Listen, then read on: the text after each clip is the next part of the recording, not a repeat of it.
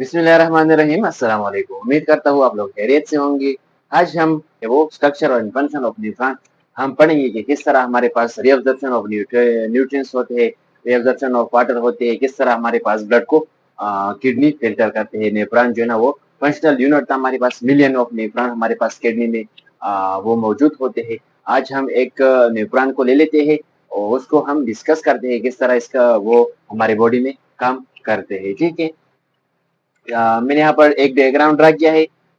इसको जो है ना हम डिटेल से आप लोगों को मैं समझाऊंगा कि ये जितनी भी फंक्शन है, इसकी स्ट्रक्चर है, वो किस तरह काम करता है। ठीक है।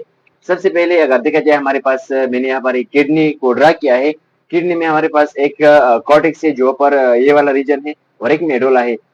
यहाँ पर कॉर्टेक्स में जो नेफ्रॉन का जो स्ट्रक्चर आता है हमारे पास, वो हमारे पास ये हमारे पास कॉर्टेक्स में आता है। इसके ये लूप ऑफ हेनले और ये जो कलेक्टिंग डक्ट है हमारे पास ये मेडुला में आता है। ठीक है। ये हमारे पास है कॉर्टेक्स रीजन, ये जो मैंने डॉट जो है ना लगाई हुई है, और ये हमारे पास मेडुला रीजन है, जो नीचे वाला रीजन है ये मेडुला में आता है। ठीक है। किडनी में भी इस तरह जो है ना हमारे पास जितने भी नेफ्रॉन होते हैं हमारे पास ये इसी तरह ही वहां पर जो है ना वो फिट होके अपना काम जो है ना वो करती है। ठीक है। सबसे पहले हमारे पास यहाँ पर मैंने नेफ्रॉन का जो स्ट्रक्चर है हमारे पास ये जो आर्टरी है हमारे पास एफिरेंट आर्टियोल, एफिरेंट आर्टियोल जो हमारे पास नेफ्रॉन में शामिल हो जाती है, हमारे पास आती है हमारे पास। फिर यहाँ पर एक जो है ना गोचस हमारे पास कैपिलरीज का जो गोचस है हमारे पास ये लगा हुआ है, और ये जो इस तरह का शेप है हमारे पास ये बोमन्स किप्सोल, बोमन्स किप्सोल के अंदर जो है ना ये यहाँ पर एक कैपिलरीज की गोचस जो है ना वो बना हुआ है। तो फिर ये यहाँ पर प्रेशर डाल के हमारे पास जितने भी न्यूट्रिएंट्स है यहाँ पर ये एब्जॉर्ब होके ये बोमन्स किप्सोल के जो है ना नीचे जाती है। ठीक है। फिर यहाँ पर ये ब्लड को फिल्टर करके फिर कहाँ चली जाती है, फिर यहाँ पर ये इफेरेंट आर्टियोल में चली जाती है। इफेरेंट आर्टियोल में ये हमारे पास जितनी भी ये है इसमें ये इस तरह जो है ना ये इसकी पंच जो है ना स्ट्रक्चर जो है ना ये इसकी इस तरह जो है ना स्ट्रक्चर होती है। ठीक है। इसमें जो है ना वो घुमाव की तरह जो है ना ये गुमा हुआ होती है। ठीक है। फिर ये हमारे पास नीचे आके हमारे पास जो जितनी भी ब्लड जो है ना वो यहाँ पर फिल्टर होके हमारे पास फिर थ्रू वेन वहां पर क्या होती है हार्ट को चली जाती है। ठीक है। फिर यहाँ पर मैं आप लोगों को इसकी जो जूमिंग करके बताऊंगा कि किस तरह जो है यहाँ पर रीअब्जॉर्प्शन होती है। इसकी जो सेल है हमारे पास इस तरह जो है सेल होते हैं। ठीक है। ये हमारे पास वुमेन कैप्सूल का ये जो लेयर है ये होता है। यहाँ पर पोडोसाइट सेल होती है। ठीक है। पोडोसाइट सेल यहाँ पर इसमें वो होता है ट्रांसपोर्टर होता है। ट्रांसपोर्टर जो है ना हमारे पास ये फिल्टर करके जितनी भी यहाँ पर ये प्रेशर डाल के हमारे पास ये बड़ा इसकी जो डायमीटर है वो बड़ा होती है, इसकी डायमीटर जो है ना वो कम होती है, तो इसलिए यहाँ पर प्रेशर जो है ना वो डाली जाती है। प्रेशर की वजह से हमारे पास जितनी भी हमारे पास यहाँ पर फिल्ट्रेशन होती है हमारे पास ये अंदर जो है ना वेन में ये आर्टरी में चली जाती है। ठीक है। तो ये इसका काम है। ठीक है।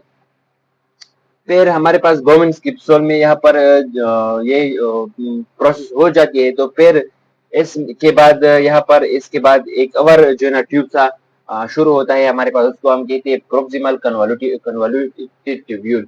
प्रोक्सिमल कन्वोल्यूटिव ट्यूब्यूल के बाद हमारे पास एक लूप ऑफ हेनले, इसके बाद जो है हमारे पास यहाँ से लूप ऑफ हेनले होते हैं। Loop of Henle proximal convoluted tubule का काम ये होता है कि जितने भी हमारे पास सोडियम क्लोराइड न्यूट्रिएंट्स जितने भी अमीनो एसिड वगैरह होते हैं स्टोज वाटर जो है ना हमारे पास ये हमारे पास यहाँ पर क्या होती है प्रोक्सिमल कन्वोल्यूटिव ट्यूब्यूल जो है ना ये एब्जॉर्ब करते हैं। किस तरह ये एब्जॉर्ब करते हैं, इसका किस तरह काम है?